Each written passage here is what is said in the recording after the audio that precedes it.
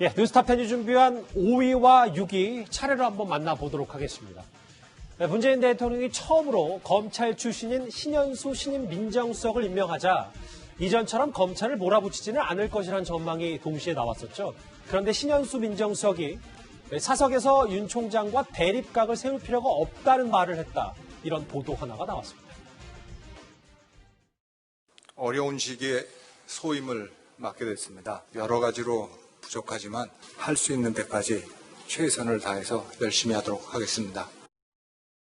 대통령과 함께 참여정부 민정수석실에서 근무하며 사법개혁에 대한 확고한 철학을 공유하고 있으며 견제와 균형, 국민을 위한 법무 검찰 개혁 및 권력기관 개혁을 안정적으로 완수할 것으로 기대합니다. 이도훈 의원님. 네. 언론 보도를 제가 그냥 그대로 읽어보겠습니다. 신임 민정수석은 추 장관과 같은 방식으로 윤 총장과 대립각을 세울 필요는 없다. 윤 총장도 과거부터 신임 민정수석은 합리적이고 상식적인 사람이다. 꽤 좀 뭔가 분위기에는 훈풍이 부는 겁니까? 어떻게 봐야 돼요? 두 분 다 상황은 제대로 보는 것 같습니다. 지금 박범계 신현수 라인이 새로 이제 들어섰는데 그 이전에 추미애 장관과 김종호 민정수석 시절에 유인태 전 수석의 표현을 그대로 빌리자면 거의 망가지지 않았습니까? 그 정도의 실패를 다시 반복할 필요는 없죠. 그래서 박범계 신현수 라인은 이전보다는 조금 더 현명하게 대처를 할 것 같습니다. 이 정권 들어서 조국, 김조원, 그다음에 김종호, 신현수 4명의 민정수석이 들어섰는데 유일하게 이제 신현수 신임 수석이 검찰 출신이죠. 그렇죠. 검찰 출신일 뿐만 아니라 신현수 수석은 그래서 검찰 내에서 저 정도면 훌륭한 검사라는 평가를 받고 있는 사람입니다. 그렇기 때문에 윤 총장도 어느 정도 신현수 수석에 대해서는 기본적으로는 예의를 갖출 것 같고, 그다음에 박범계 장관도 이제 청문회가 어떻게 될지 모르겠습니다만 추미애 장관보다는 훨씬 개선된 방향으로 가겠다는 메시지를 지금 단계에서는 계속 내고 있기 때문에 관계는 기본적으로 이전보다 나아지겠지만 그렇다고 본질이 바뀌지는 않을 겁니다. 1월에 인사가 있죠. 거기서 한번 부딪힐 거고 1월 인사 이전에 혹은 그 이후에 수사가 있습니다. 윤석열 총장이 신년사를 통해서 국민 얘기를 여러 번 했죠. 무슨 얘기냐면 국민이 원하면 수사하겠다는 거예요. 국민은 월성 1호기 원하겠습니까? 안 하겠습니까?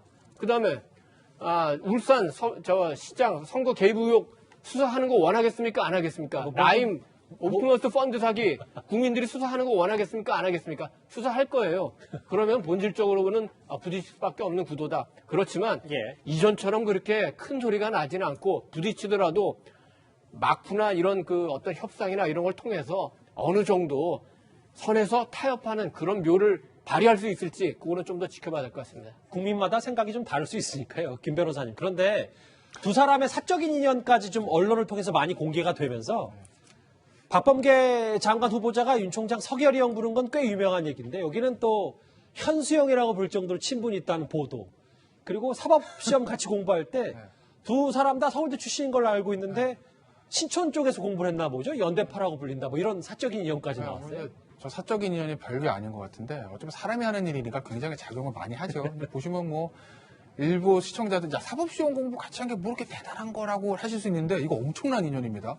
언론사도 언론시험사 입사시험 같이 공부한 스타디 멤버들 언론사 다른 언론사 가도 친하잖아요. 그러니까 저희 같이 사법시험 봤던 사람들도 같이 모여서 공부했던 그 인연이 20대, 30대 초반의 인연인데 이게 평생 가는 인연이거든요.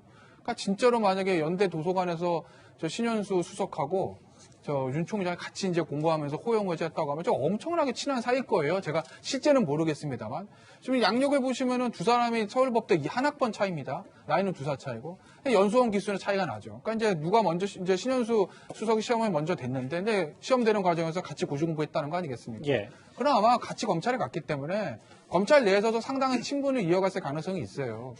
그러니까 사적인 친분 때문에 공적인 어떤 의사결정을 바꾸고 이러진 않겠지만 사람이 일을 함에 있어서 개인적인 친분 관계가 있다는 게 일을 좀 부드럽게 하고 10번 충돌할 거 좀 횟수도 줄일 수 있고 이런 측면들이 있거든요. 그래서 예전에 추 장관하고 윤 총장 두 사람이 정말 마주 보고 달려가는 기차처럼 충돌했던 그런 상황들은 벌어지지 않을 것 같다. 물론 뭐 1월 달에 있는 검찰 인사라든지 월성 1호기 관련된 수사 이걸 가지고 윤 총장하고 신현수 수석이 의견을 달리할 수는 있습니다. 그렇게 생각할 수는 없죠. 그래도 그걸 풀어가는 과정에서 그렇게 우리가 국민들이 외부에서 앞에서 또 왜 저러는 거야? 이렇게 볼 정도로 눈살을 찌푸릴 만한 그런 행동들은 없을 것 같다라는 게 이제 제 예상입니다.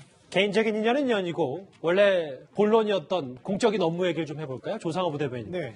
근데 사실 전임 민정수석이 조기에 청와대에서 떠난 이유는 윤 총장 관련 보고를 대통령이 할 때 정직 2달 징계 처분이 저분에 대해서 윤 총장 손을 들어주지 않을 것 같다는 보도를 해서 청와대를 떠났다. 뭐 이런 보도도 좀 관련해서 나왔었잖아요. 네, 뭐 그렇습니다. 그렇게 지금 보도들은 나오고 있는데 뭐 그것뿐만 아니라 이제 전반적으로 이제 추경 갈등 과정에서 국민들에게 굉장히 심려를 많이 끼치고 국민들에게 피로감을 준 부분에 대해서 일정 부분 그 책임을 물어서 인사가 진행됐던 상황이기 때문에 예. 그런 부분을 좀 안정적으로 가져갈 수 있는 부분을 신임 민정수석으로 발탁한 것으로 보이고요.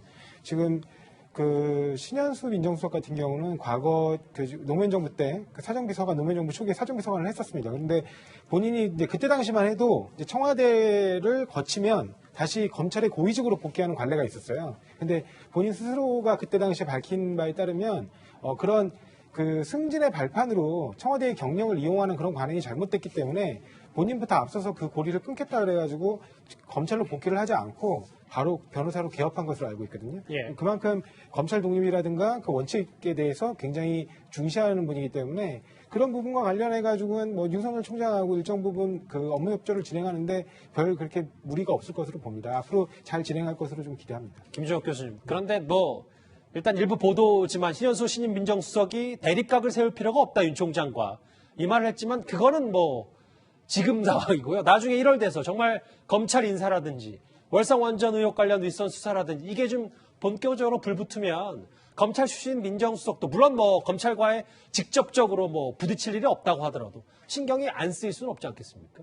뭐 그 두 분 관계가 깨지기를 바라는 정당이 있겠죠. 뭐 국민의힘 같은 경우 톡톡히 이거 관련해서 혜택을 받으니까요. 근데 정부가 바보가 아닌 이상 그런 상황들을 봤는데 그런 동일한 행보를 할 거라 생각이 들지 않고 그다음에 예. 본인 스스로가 대립각을 세울 필요가 없다라고 얘기했는데 뭐 둘이 불편할 게 뭐가 있겠습니까? 그리고 검찰 출신이기 때문에 검찰 인사 관련도 마찬가지겠지만 저는 내부에서 충분히 법무부 장관도 검찰총장과 협의를 할 거라는 생각이 드는 거고 민정수석도 그 상황과 관련해서 나름대로 의미 있는 역할을 전 할 거라고 보기 때문에 검찰 인사가 문제가 될 것 같지 않다는 생각이 들고 또 하나는 지금 월성 원전 수사 얘기하면서 이게 사실 정권의 핵심부가 연루된 거 아니야 이런 제기들을 야당에서 하고 있는데 네. 제가 지금 핵심은 그런 거 아니겠습니까? 하나는 경제적인 평가를 조작했느냐의 여부 하나하고 감사 방해했냐 여부 아니겠어요?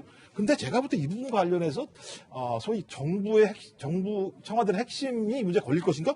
저는 이건 다양히 많은 논리가 있다고 봐요. 왜냐하면 경제성만 있는 게 아니고요. 산업정책 부분도 있는 거고 환경정책 부분도 있는 거고 주민들의 안전도 다 있기 때문에 이 문제를 이렇게 제기할 수 있다고 생각하지 않습니다. 저는 그래서 신 민정수석도 마찬가지겠습니다만 저는 제도개혁과 상황관리에 집중할 거라고 봐요. 그리고 충분히 이런 과정들을 거쳐왔기 때문에 예. 저는 이런 잡음들을 내지 않을 거다. 저는 또 잡음을 낸다고 하면 제가 볼 때 진짜 민정 라인이 문제가 많은 거죠. 청와대에서 대통령을 보좌를 잘 못한다 뭐 이렇게 보시는군요. 아까 저는 그런 경험을 했었기 때문에 알겠습니다. 앞으로 저런 것들을 전철을 아직 잡지 않을 거라고 저는 생각을 합니다. 이 대통령이 신임하는 신현수 민정수석이 임명된 한편 당초 마지막 비서실장으로 거론이 됐었던 대통령의 최측근 양정철 전 민주연구원장은 조만간 미국으로 떠날 계획인 것으로 오늘 새롭게 알려졌습니다. 양 전 원장은 과거 윤 총장의 정계 진출을 제안한 것으로 잘 알려져 있는 인물인데요. 관련해서 과거 영상 잠시 보고 오겠습니다. 그때 총선 인재 영입 과정에서 인연을 맺었다라고 양정철 원장은 말씀하시는데 맞습니다. 총선에 물어봤습니다. 그렇습니다.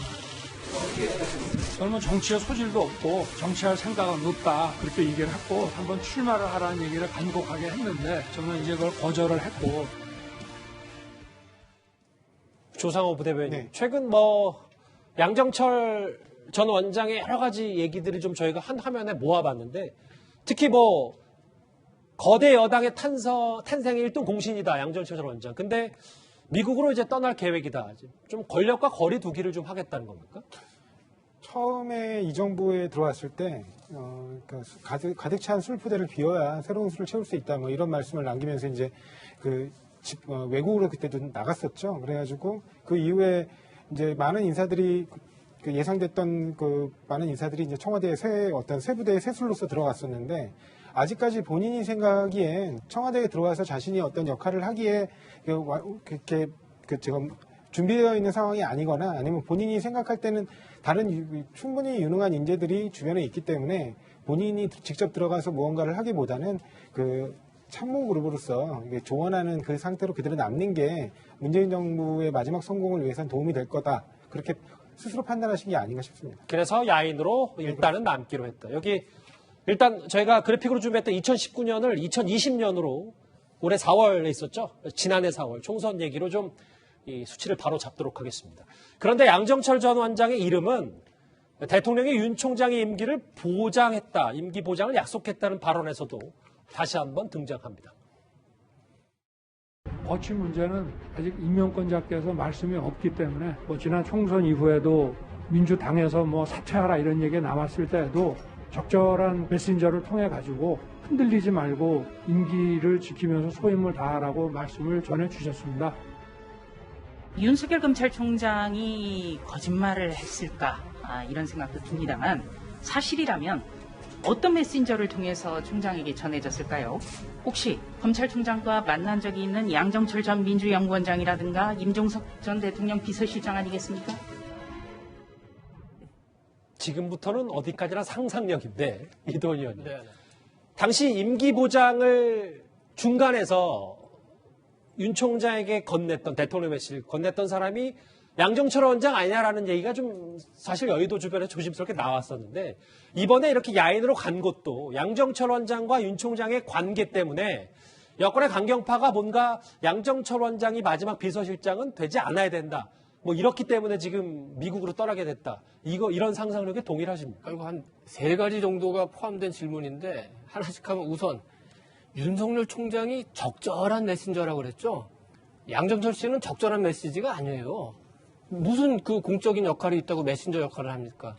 저도 궁금해서 취재를 해봤는데 윤석열 총장이 메시지를 받은 메신저는 진짜로 적절한 위치에 있는 사람이었던 걸로 저는 알고 있고 그것도 한 차례가 아니라 여러 차례에 걸쳐서 같은 뜻을 전해온 걸로 알고 있습니다.